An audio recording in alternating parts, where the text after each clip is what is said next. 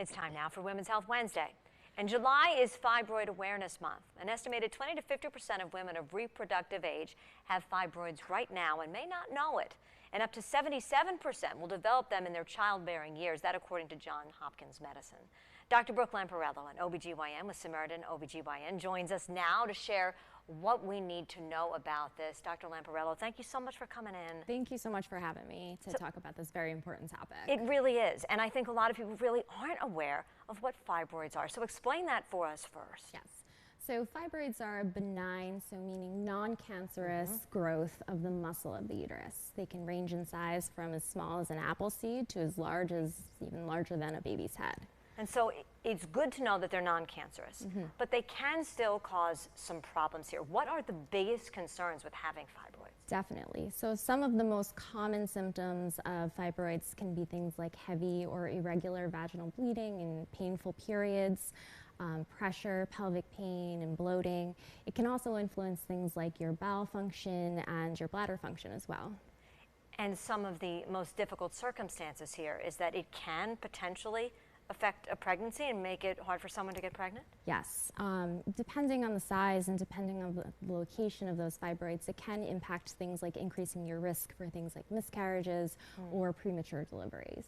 So how do you find these? Because as we said, a lot of times women don't know. Right. So one of the most difficult things is these symptoms are very nonspecific. Yeah. And so oftentimes this can be detected on a physical exam with your gynecologist or by imaging. So predominantly things like an ultrasound of the pelvis. So if you have some pain or discomfort, as always, it is so important that you speak up to your doctor, to your OBGYN, because otherwise you may not find it. Yes, exactly. The biggest thing is recognizing the symptoms and trying not to just normalize them as just a normal everyday thing and talking to your provider about it. And so often women do that, right? They're always worried about everybody else and they just deal with it, cope with it. I know you were telling me before we started the interview that sometimes you discover these and women say, oh, I just thought it was something else, I wasn't.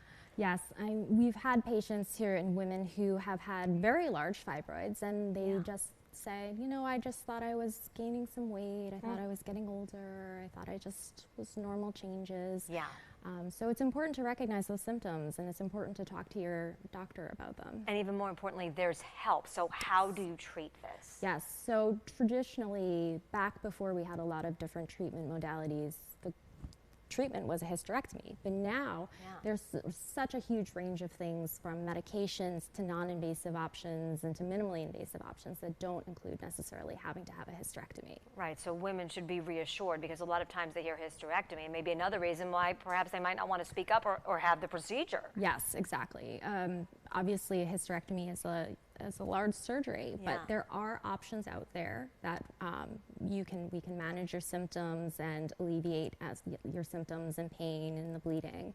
And also there are ways that we can manage things to increase your chances of having a baby and decrease your risks of some of those complications with pregnancy. Great information, Dr. Lamparello. Thank you so much for coming in. Thank Good for you. women to know about this so they can protect themselves. Yes, indeed. Thank you for having me. Of course. We want to send it back to Juliana, but just before we do, just a reminder that for more resources and to find all of our Women's Health Wednesday segments online, just go to our website, news10.com, and look for Women's Health under the Community tab. Juliana.